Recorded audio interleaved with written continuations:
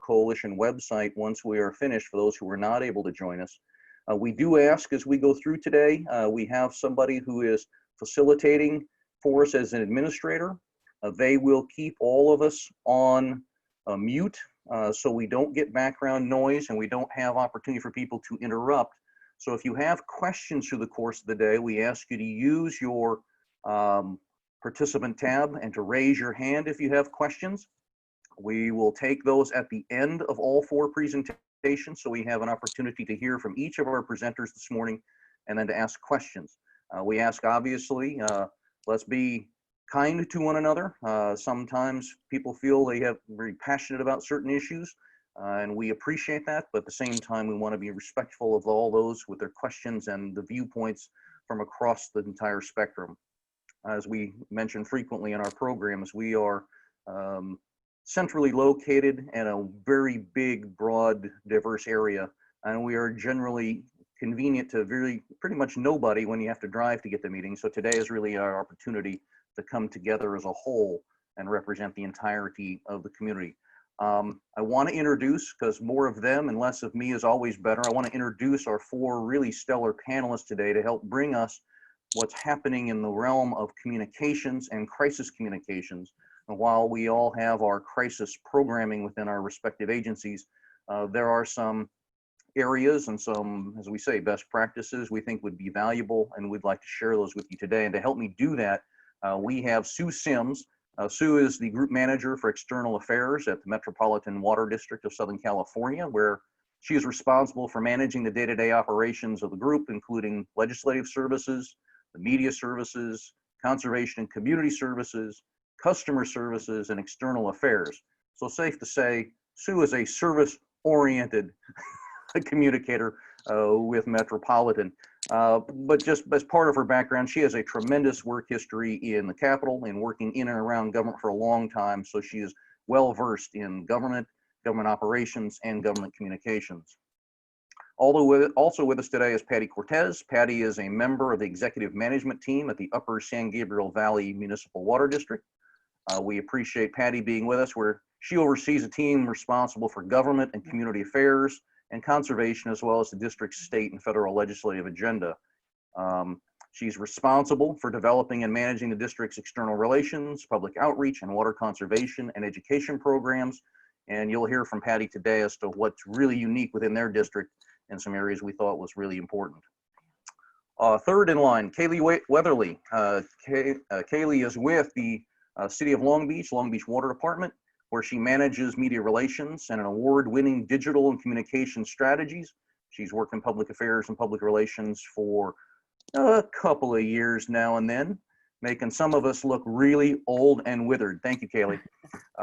But she is, as you said, an award-winning communicator and somebody that's really addressing in Long Beach some very unique things she'll tell us about today. And then cleanup today, Lynn Lipinski. Lynn is actually the Southern California Water Coalition's communications consultant, and we appreciate what she has brought to us, including the development of this series. Some of you will know and recognize Lynn from her days in external affairs with Metropolitan Water District back in the early 2000s, where she managed the BeWaterwise.com communications campaign and the City Makeover Landscape Grant Program. Today, she works as a freelance writer and communications consultant through her company, Majestic Content in Los Angeles, and her clients include the likes of the University of Southern California, the Chino Basin Water Conservation District, and ICANN, a nonprofit known for its oversight of the Internet's domain name system. So a very diverse group of ladies that work in a variety of facets within communications. Ladies, thank you all for being with us. And with that, I'm going to turn it over to Sue Sims to launch our program this morning. Sue? Great, thank you. Thanks, Charlie, and thanks to the Southern California Water Coalition for inviting me to participate.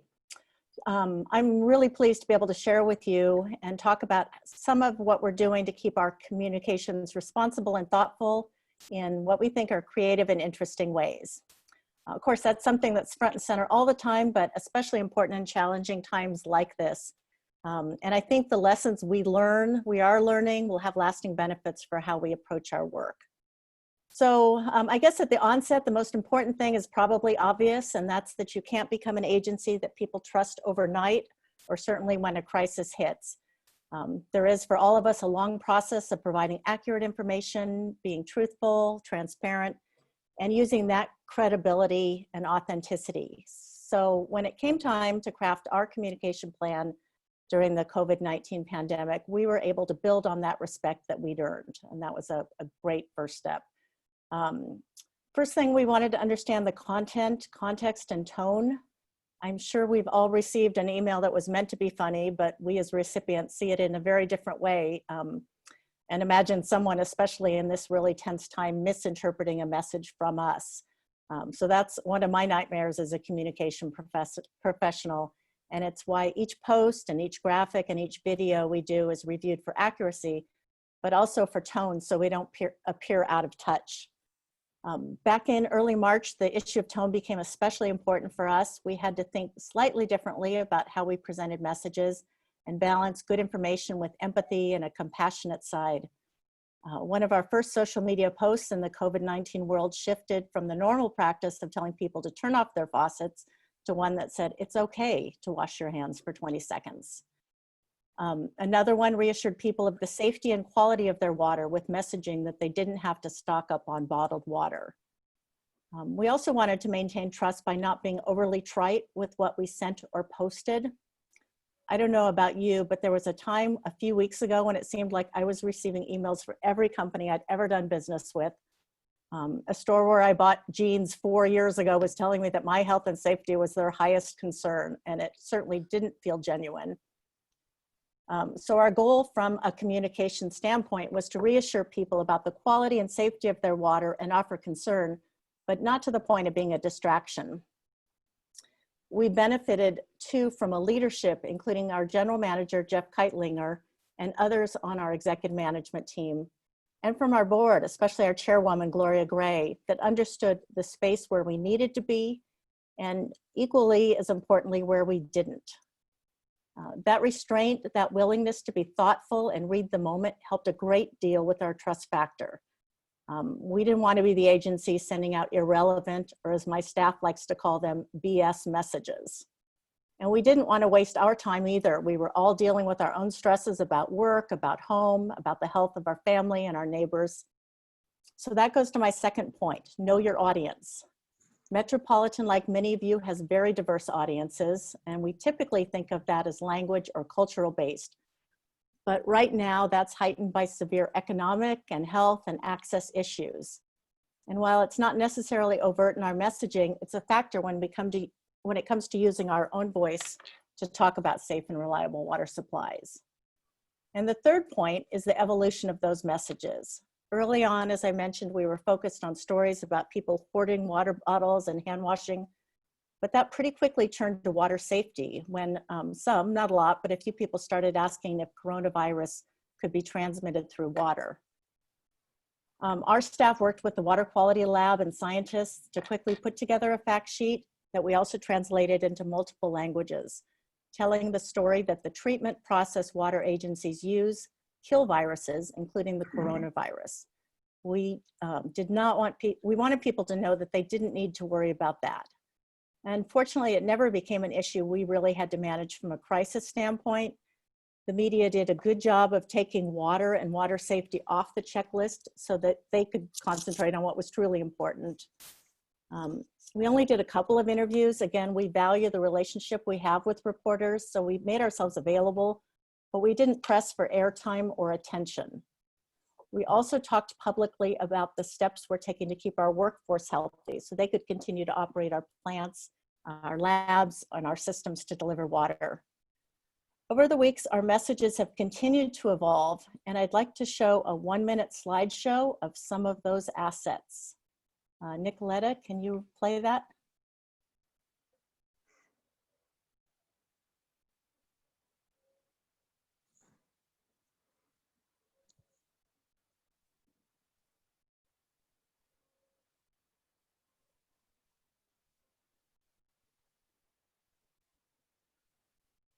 You know, if the audio is not playing, that's okay. It's the main thing is, whoops. I'm not seeing anything now. Well, trust me, it's awesome. I can go ahead and continue.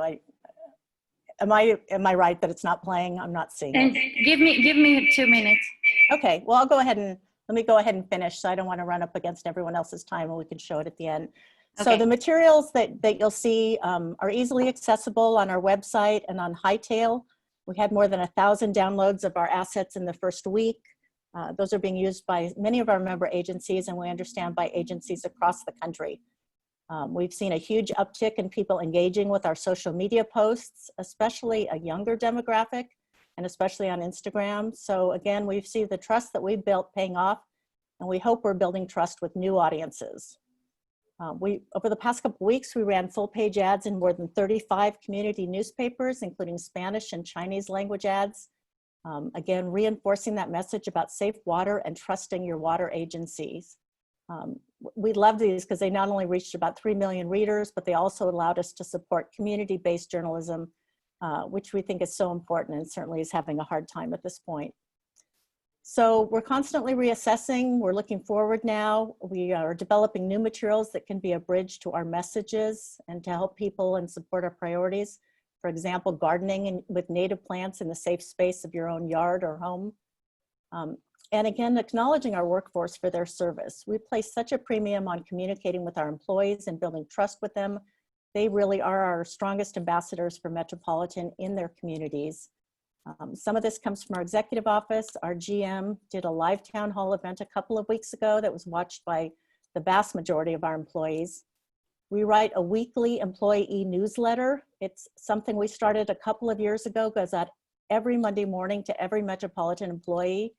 And we quickly adapted that to share how employees are working and adapting in these conditions, but also some lighthearted content. We're launching a Pets of Met series, a fun way to show how our dogs and cats are not only our companions, but right now are our coworkers and stress relievers, as many of us telecommute.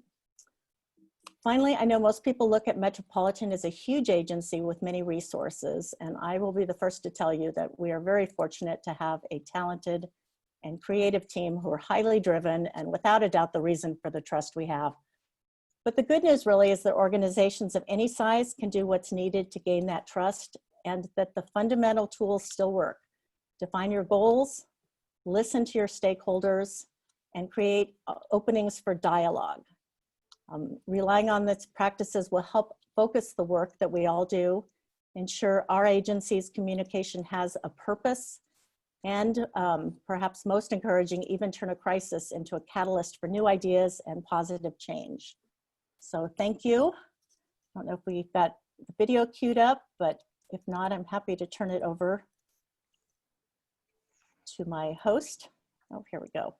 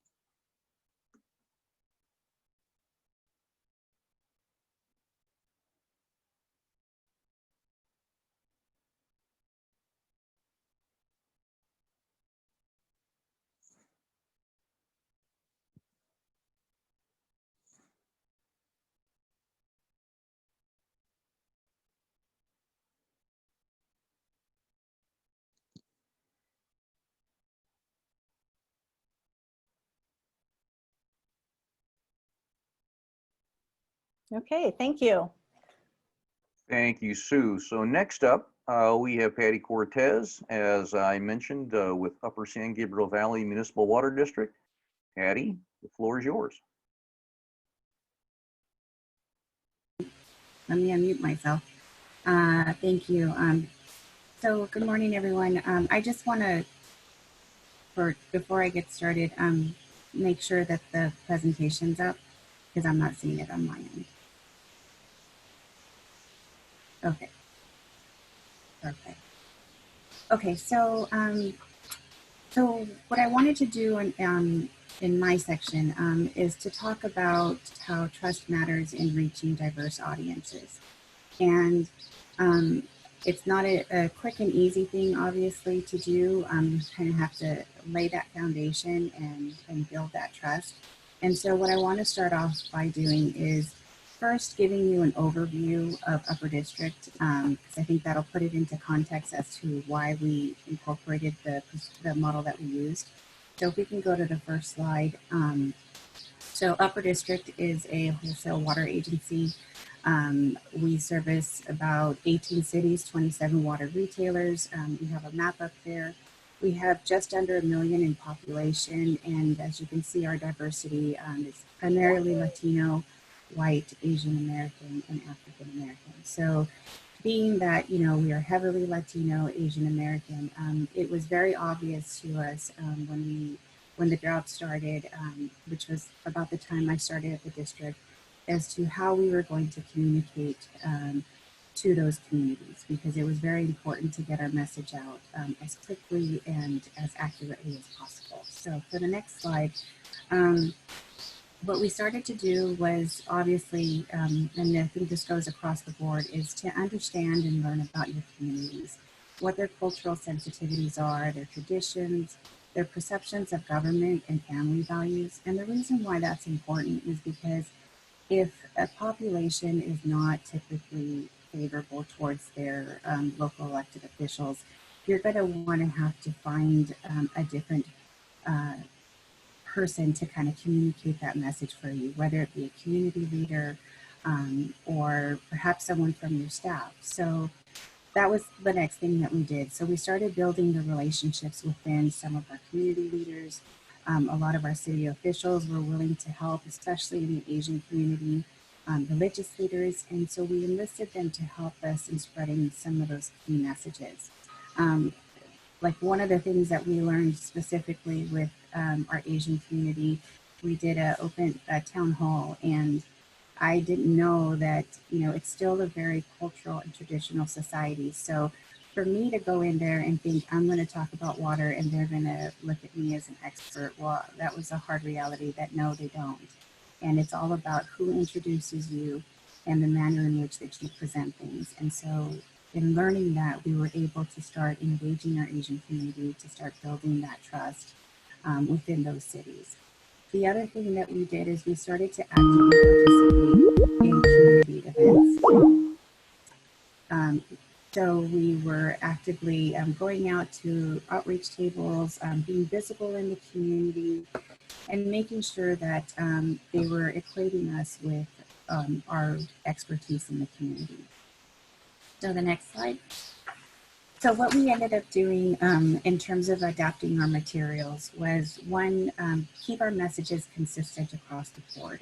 Rather than trying to recreate a different message for each ethnic community, we wanted to establish consistency. We obviously, it's very important to use cultural images appropriately, and then in keeping that sensitivity in everything that we do. Also ensuring message accuracy and that are linguistically relevant. So we found this not only in Spanish community, like even myself, for the many years that I've done translations, I still get caught up in that's not how you say it. You know, that's the slang way of saying it. It's not the appropriate way of saying it. So I always find things out, you know, as I go through it. But also it's very true with the Asian community, because not only do we have the Mandarin, Cantonese, but then there's also the, you know, Vietnamese, Filipino. So there were different languages. I think what we tried to do was focus on the ones that were most prevalent in our area. We were fortunate to have several bilingual staff in our office, so we had someone that could kind of verify our Mandarin translations.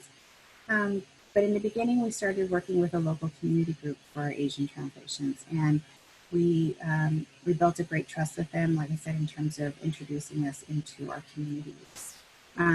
Translation services are also a great resource, and even in the last couple of weeks, we've reached out to them for assistance in translating some of our documents. One quick little tip that I'll throw in here is don't always rely on Google Translate.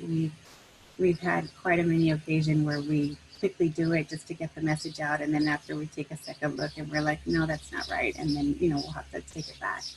And then also is understanding what the best medium is to reach your audiences.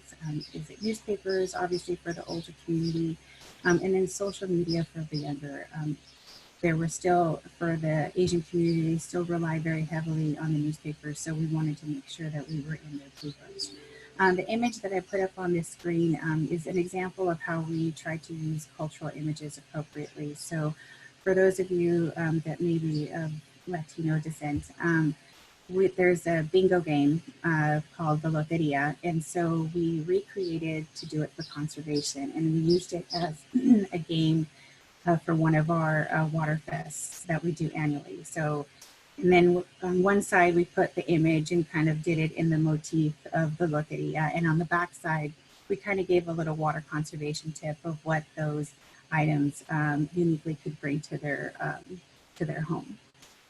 So for the next slide, I also want to show you how most recently for our Earth Day ads, we've tried to incorporate more of that diverse community that we have by using pictures that reflect our community.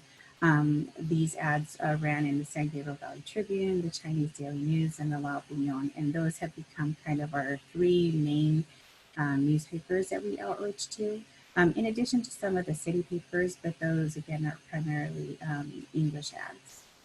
On the next slide, what I wanted to go over is to kind of talk about how we quickly adapted during COVID-19. So obviously our messaging shifted from water use efficiency to water quality and public health updates. We still maintained our strategy to incorporate all of our ethnic groups. And then we identified what key messages we would be implementing during COVID-19. So immediately it was to focus on the safety of our tap water and our treatment processes. We picked up from our neighboring agencies about not treating, the toilet like a trash can. And, we started seeing that especially in some of our communities, that there was like this overwhelming rush to go and and hoard supplies. And so we really wanted to get that message out to have trust in your water supply. On the next slide, what we ended up doing at the very beginning was partnering with some of our local water agencies in the San Gabriel Valley. So we put out an ad in the Tribune with Three Valleys Municipal Water District, San Gabriel Valley Water Quality Authority, and the San Gabriel Valley Water Master. And I think this was really important in kind of establishing a unified message during a crisis, is that we're all working together, we're all putting out the same message, and ultimately we're all working to protect the safety of our consumer. And then again, in terms of partnering with our entities, we also took the ads that Metropolitan had put out in terms of not worrying about their water safety and incorporated that into the Spanish and English languages. So I put up an example of the Spanish ad that we did. So for our social media outreach, I think for us, that's something that we've been most active on. Yeah, you can go back to the other one. So on Twitter, Instagram, Facebook, I have a great social media person on staff who does a phenomenal job, so I'll give her a little props. But we started looking at also translating all of our little ads that we were putting up. Again, Metropolitan was a huge partner for that, because everything that they came out and they started translating in Spanish and Chinese just made it that much easier to get the message out as quickly as possible. So if you could skip ahead two slides, please. So just wanted again to show you some of our social media examples. Some of these also we ended up boosting on our social media in terms of the Spanish post, and then also we did one that contained all three of them together, the Spanish, Chinese, and English. And then on the next, my final slide, again, just wanted to give you guys some more examples of how we quickly used messaging from the sanitation district in terms of, not treating your toilet like a trash can. And so we translated that. We did our own image, and then we just translated that into each language.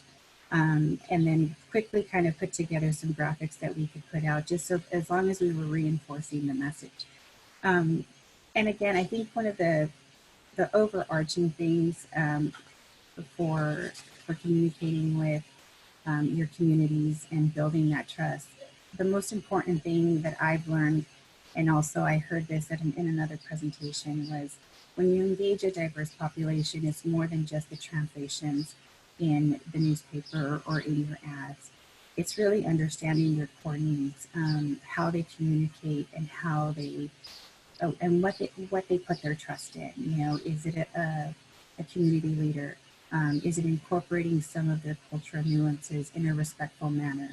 So being cognizant of that, I think as you continue to communicate, you've established that trust. And we've been very happy with the efforts that we've done, and we've been able to pull together some good partners throughout the process. So that would be my lasting point to leave with you. Thank you, Patty. So let's turn now to the other side of the LA Basin, down along the coast with Kaylee Weatherly. Kaylee, you want to talk about Long Beach? Yeah, thank you for having me this morning. So we've got a presentation as well, but just to start off, I'm just going to be talking about how we can utilize crisis communications and best practices to build trust within our community. Next slide, please.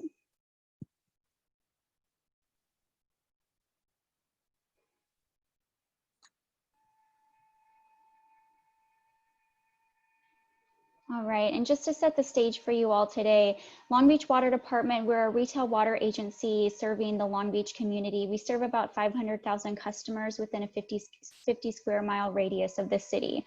We're a drinking water provider, and we also manage our sewer systems as a wastewater collector. And we are a city department, so we're part of the umbrella of the overall municipality of the city of Long Beach, which has been really important for us during this COVID-19 crisis because it's allowed us to be a part of our city's Joint Information Center, which I'll refer to as the JIC, that we've set up as part of our emergency response coordination. So it's the central location where all COVID-19 crisis communications is coming out for the city, and it's allowed us to be a part of that and get our messages out on a larger level that's consistent with the city itself. Next slide.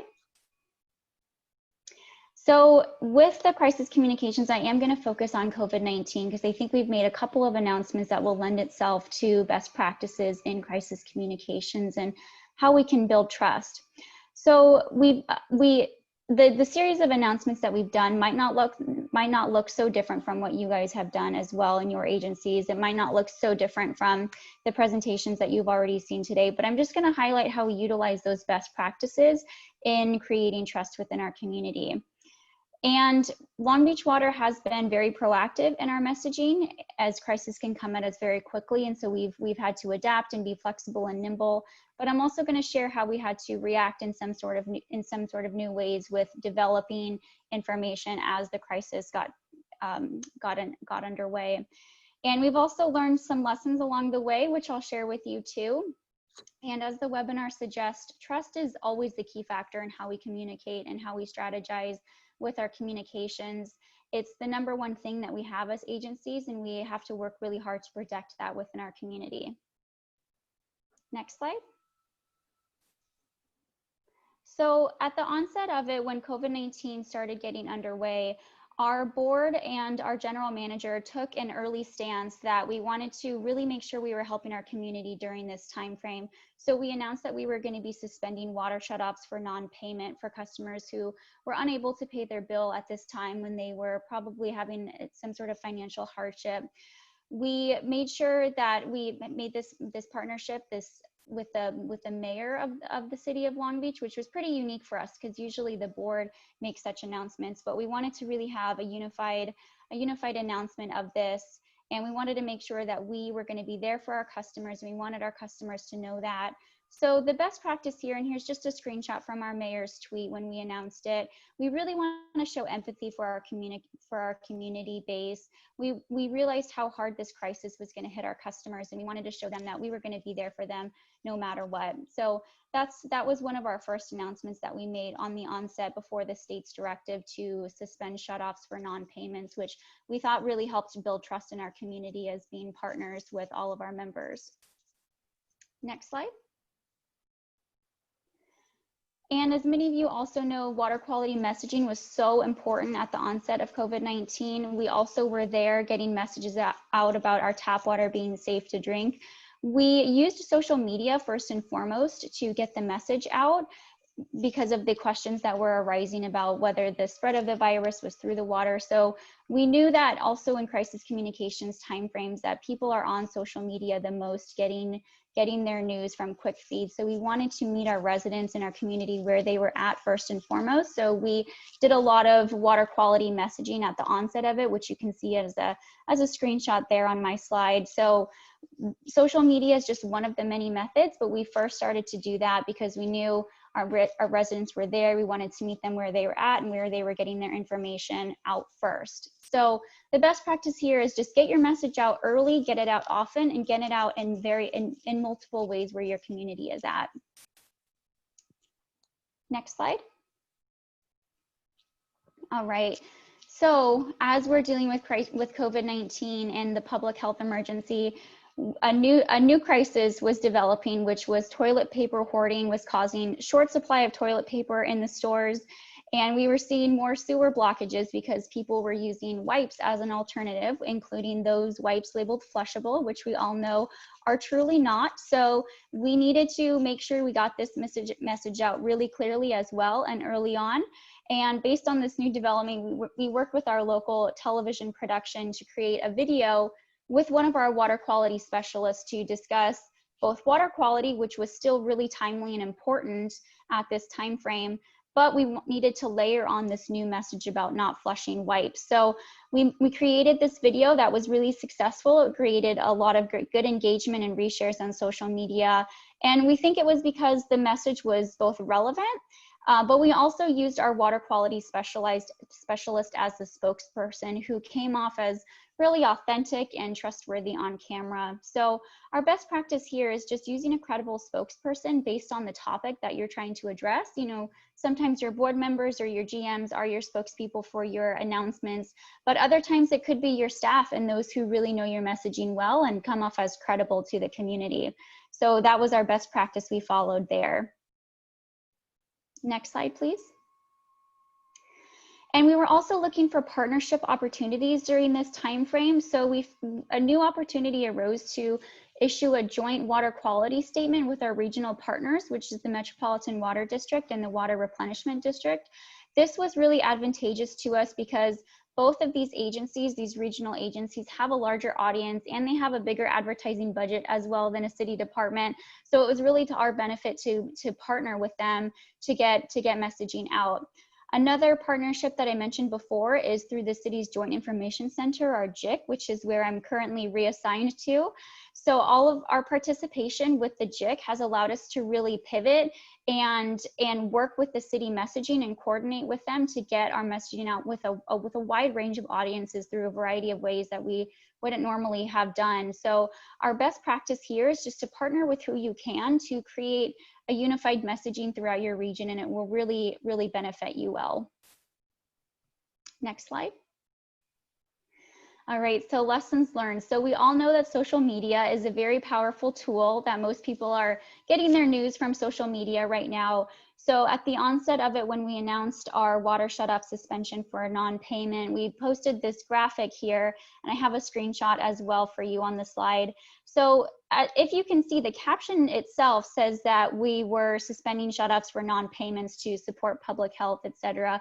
But the graphic itself just said water shutoffs temporarily suspended, because we wanted to make it very, very limited in text as well. But we actually caused some panic there, because a lot of people thought we were just going to shut off water to the entire city, so that we had maybe a button that we were going to press or something. So we caused some panic with this image, and so we had to walk ourselves back and redo a repost that this was just only for non-payments, and that your water supply is still reliable. And so just the best practice here, we had to practice some rumor control as well. Just make sure your communication is really simple, and make sure it's really clear. Make sure it doesn't cause any panic with your community, because especially during this time frame of heightened anxiety, you want to make sure your communication is very simple and very clear, that your customers will trust and be able to comprehend during this state of emergency we're in right now. And next slide. All right, and I just want to end off with talking a little bit about measurement and how you can measure trust, which again is the most important thing we have as agencies with our community. But I also want to talk about how you can measure it as well. So Long Beach Water Department, during this time, we were already working on a strategic communications master planning effort, and we had developed a communications and engagement survey that we were already going to launch during this time period. We went back and forth about whether we should launch it or not, and we thought, with people being home more, we've actually seen a lot of survey responses increase, because people are looking for things to do online. So we decided to launch it, which we're really happy about, because we've gotten almost 400 responses so far with our survey.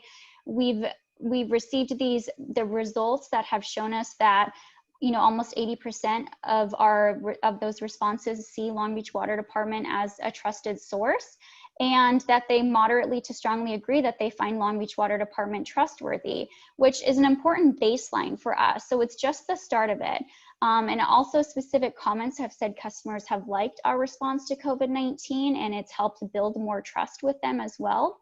So this is, as we know, trust is a never-ending journey to gain with your community.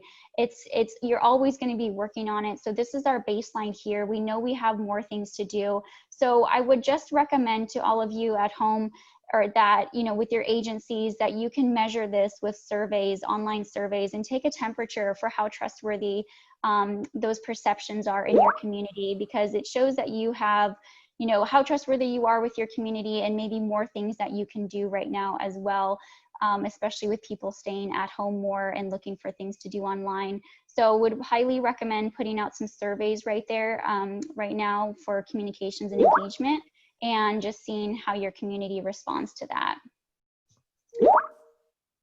And that is the end of my presentation. Thank you. Kaylee, thank you very much. It's very, very good. So batting cleanup. So bring us home, Ms. Lynn Lipinski.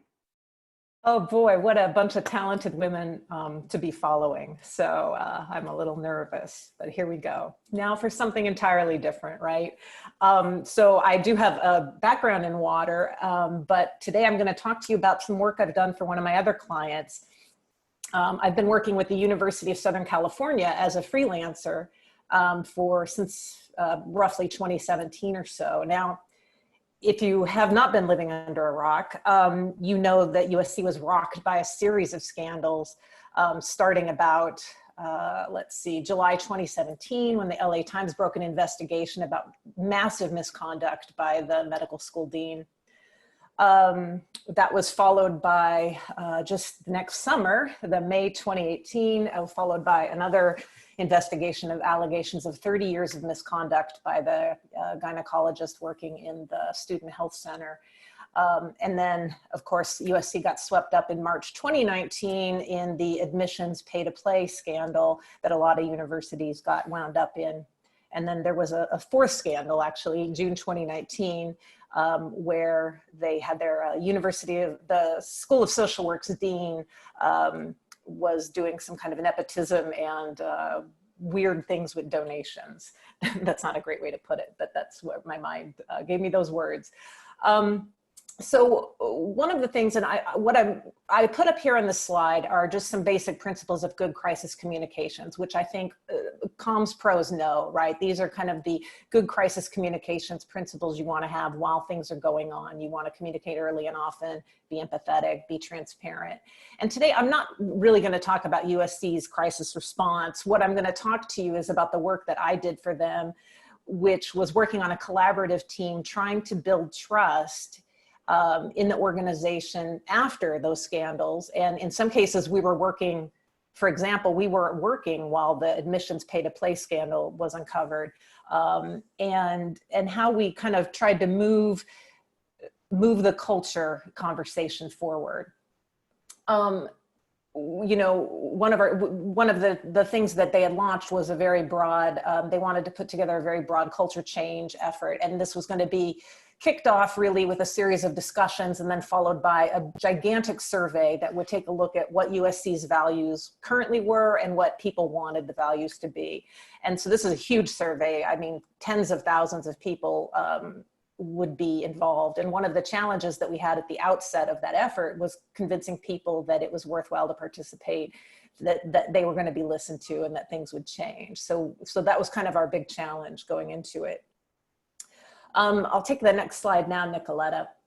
So in the lead up to that survey, so we knew the survey went out in October 2019, but so I'm going to talk to you about the work we did to lay the groundwork. So one of the things that we found was that, you know, obviously trust was low, and what we needed to do was find people within the university who could talk about their vision for the university, talk about problems in a constructive way and how we might fix them. And this meant going, you know, typically you would rely on kind of the university leaders, but in this case, we wanted to talk to people who were kind of working in the university, not necessarily at the top of the chain, but more in the middle, and get them to speak authentically. I think one of the challenges USC had was that some of its communication sounded overly corporate, stilted, you know, as things can sound. I think we've all kind of been in those situations where that is the kind of communication you wind up having to put out. But our challenge was to kind of talk to people who were student leaders, who were staff association leaders, who were faculty leaders, and get them to speak authentically. I put this quote out. This is the student who I interviewed when she was the undergraduate student government president. And this is kind of right in the thick of it. I think we just heard about the admissions scandal the week before. And I put this quote up because I thought it was great for comms professionals to see too, where she's a very wise young woman. And she's saying, long-term healing and changing culture takes patience and continuous work. It doesn't get fixed by one action, one statement, one action plan. It's a series of things building upon days and days of work. And I think that's what the speakers before me were talking about too, that these are just, it's a long game that you're working within. So I'll take the next slide now, Nicoletta.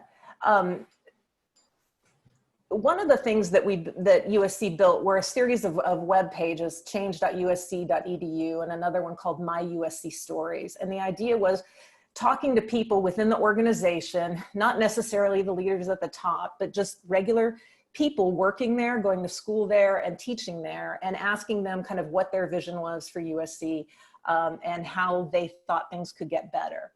This quote here by Felipe Osorno was one of the first staff members that we interviewed, and he had a lot of support. We had a lot of support from the top in encouraging people to speak authentically. He had support within his organization to speak authentically.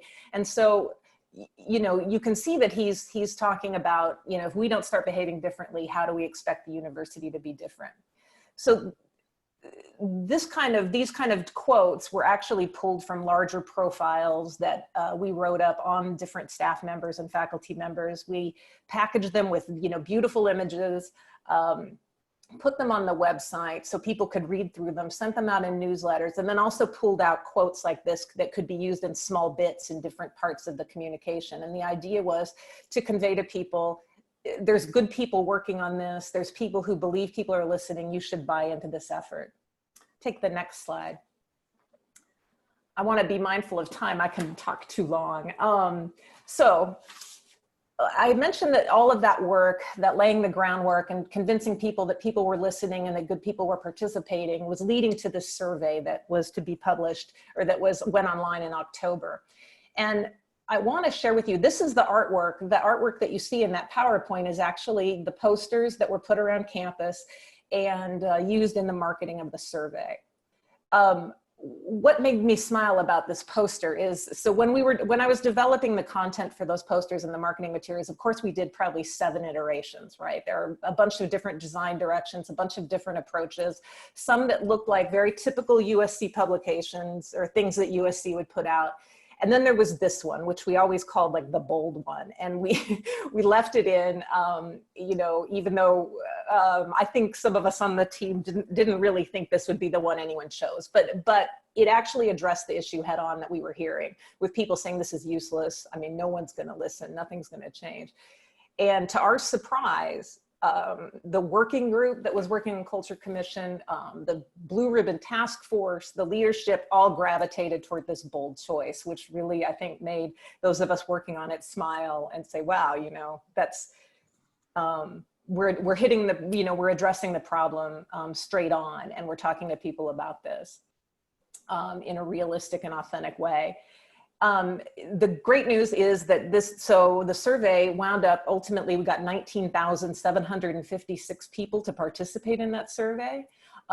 That's a big number. USC is a very big organization, but that basically boiled down to about 40% of the faculty participated, 46% of the staff participated, and about 20% of the undergrads and graduate population participated in the survey. That was just really talking about what were the values and what do we want the values to be in the future. There weren't big surprises in that survey, but I think that people felt like, okay, you know, this is a first step in an important dialogue and we're gonna be making changes. And now just for my last slide, you know, it's a long road back from scandals, right? It's a long road back to build trust. And I just, because we were talking a lot about COVID-19 today, I thought I'd share some of the content that's going on now. You know, this is like 6 months after the culture change survey, and there's a whole other effort going on like that. But I continue to work with them to try to push out good content about the organization, you know, and amplify it on social media, packaging things up with great images and great video, pushing content out as often as we can. USC, we're lucky to have, you know, a lot of experts, so we can produce things like tips on how to cope with disappointment or how to manage employees remotely, push those things out. But, you know, it's a long process. It's a very, you know, it's a long-term view you have to take. And when you're building trust, it just, you know, you lose it in an instant, but you gain it back over years. So with that, that's all I have. Thank you. Thank you, Lynn. And I'm gonna go, we've got a few minutes for questions before we wrap up today. And we do have one question I wanna make sure I get to online. It was from Sarah Katz. I think, Kaylee, this probably gets directed at you. It's that you mentioned in your presentation you were doing surveying. Mm-hmm. The question is, what survey method are you employing? Is it online, self-select? And how are the results being assessed? Yeah, that's it. I saw that. Thank you for that question. So our survey that we launched was an online survey. We developed it through SurveyMonkey, our staff did. And then we actually worked with a partner called Sentiment to do some paid outreach, but we actually probably got almost equal organic response rate from that, from just a couple of social media posts as well. So altogether with Sentiment, we used them. They had an excellent margin of error of less than 4% with a little over 200 responses. And then the other almost 200 responses have been from organic reach through social media. So I hope that helps. So let me jump off of that then for the other panel participants. I mean, it's a great question because we often talk about this issue about you know, how you benchmark and then how you measure success and or tweak for future development in your communication programs. Do others use surveys like this? Are you guys utilizing those as best practice tools in the midst of a crisis? Sue? So I'll go first. So we have something obviously that we didn't have, you know, 10 years ago, and that's to be able to measure engagement on social media, which is several of you have mentioned as a place that we're kind of our primary space at this point. So, you know, we can see real clear distinctions between different posts, different platforms, and you know, even in language. Some do better in language and some don't. So that's kind of our real-time method for optimizing. We are not doing any outreach surveys right now, but we do those on a fairly regular basis. We try and do something either online or a little more sophisticated using outside firms, you know, probably once every year to 18 months. Those are really more overall trust of our organization and which messaging they may have seen or impacted on. But we're not doing anything of that kind right now. I think we're getting pretty good data from the digital and the social media that we're pushing out, and that's helping to fine tune our messaging. So let me jump off that a little bit. I know we all have emergency plans that we have prepared for, and traditionally for things like fires or earthquakes or flooding. Obviously a pandemic, this has been very different in how we have approached. Have you seen that difference, and how has that really changed or modified how you've gone about communicating with the public? And anybody that wants to raise their hand. I'll answer. I think for us, what I've learned is that, you know, it's always planning for the inevitable. And I think sometimes we get so used to just operating in our current mode that we forget to do that. So for us, I think we had to transition very quickly into changing our message to adapt to what was happening with the pandemic. And I think even for me, what I've learned is, you know, we were so good at always, you know, messaging on a regular basis during the drought in all 3 languages. And I've even noticed my own, like in the last probably 6 to 8 months, you know, we kind of got into like a static routine of, you know, well, we'll just go and do like, not the bare minimum, but just, you know, a very easy, you know, regulated schedule. And I think that's made me think in terms of how we go forward, that we really need to just incorporate that consistency across all of our communities. So that's been my takeaway in the last couple of weeks. And I know we didn't focus on it so very specifically, although Sue, you touched on it a little bit. Again, most of us here are accustomed to public-facing communications. Have you found there to be challenges and or receptivity with your employees now that you've got this high percentage of folks that if they're able to work, we've got them working from home? Has that created any opportunities or any real challenges? If that's for me, you know, I'm not sure that it's created. I mean, certainly there are challenges in terms of the operations. I don't know from a communication standpoint that there've been, you know, anything sort of out of the ordinary. We've always had pretty high engagement. You know, I mean, we measure how many people read our newsletter. We measure how many people, you know, watch videos that we put out. So I'm not sure. I think the content has changed. I think, you know, I think we're doing a better job of highlighting the good work of our employees. We think that's important. We've got a couple of big opportunities coming, you know, that we're looking at. You know, we see them as heroes. We want to make sure we appreciate them. But in terms of sort of our overall internal strategy, I mean, we've always seen our employees as really our best spokespeople and tried to both communicate that to them and give them the tools to communicate.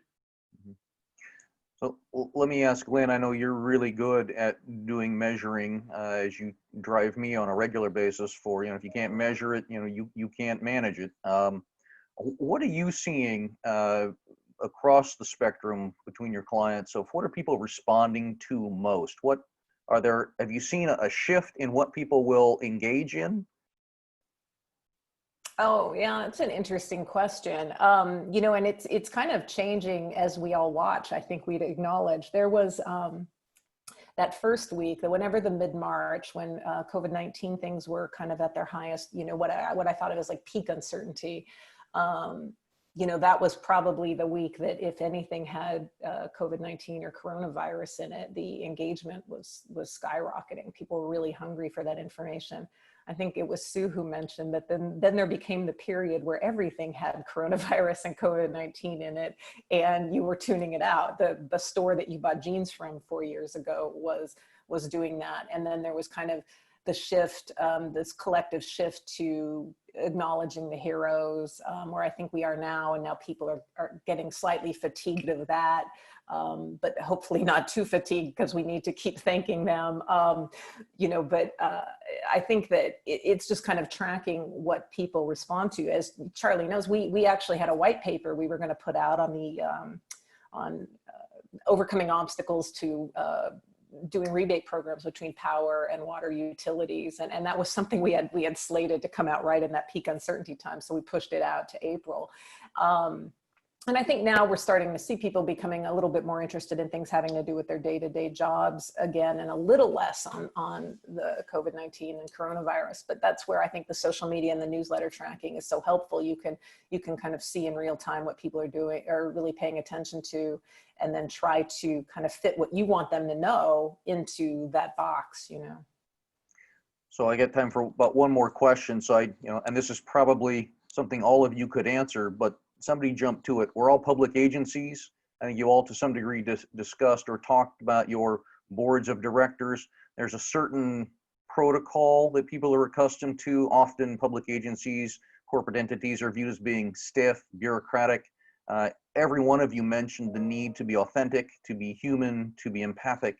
How have you been able to pivot and shift? And how do you tell your board members or others, hey, this is not your lane. Hey, this is a place where we need to go talk to the guys on the ground, the people that are, you know, clearing out the sewer lines, that are making sure that the water is actually flowing safely. Has that been a struggle, or have the organizations pretty well adapted and see that need quickly? I can just speak from Long Beach Water Department. You know, our board is so supportive of our staff. I think they recognize that our community wants to see our staff out and about and kind of at the front lines of this, because we are as essential workers. So they've been really supportive of, you know, our water quality specialist who did the video and stuff like that. They completely agree that he was the right spokesperson for this type of topic, and they've done their own messaging as well. And we've been able to partner with a couple of other boards, such as Water Replenishment District and Metropolitan Water District as well. So we have kind of that balance of staff and board announcements and being on the front lines there. Thank you, Kaylee. Well, we're coming up to our close time. Again, I want to say thank you to Sue, Patty, Kaylee, and Lynn. This has been very helpful. We hope that those of you that are online have found this to be of value. Again, we are recording this, so we will be posting this to our website for those that'd like to see it again, and we'll share that with others. And then we've got the second in our series. We have a number of these scheduled. So in 2 weeks, on May 14th, we'll present another forum on human resources. Again, looking at institutions and how we are managing our workforce to make sure everyone is productive, engaged, and keeping them relevant. I also want to share with everybody at the end, we have a 3-minute feedback mechanism. We're measuring ourselves. We want to know, we want to hear from you what worked today, what did not. Share with us your opinions so we can use our own best practices, build on the opportunity we have presented for you here, and bring to you something of value as we develop this series going forward. So with everybody, we want to say thank you. As always, you can connect on Twitter at SoCalWater.com, not .com, but at SoCalWater.com for comments and for helping us out with today. Thank you all for being with us. We will look forward to seeing you again on May the 14th. Thank you.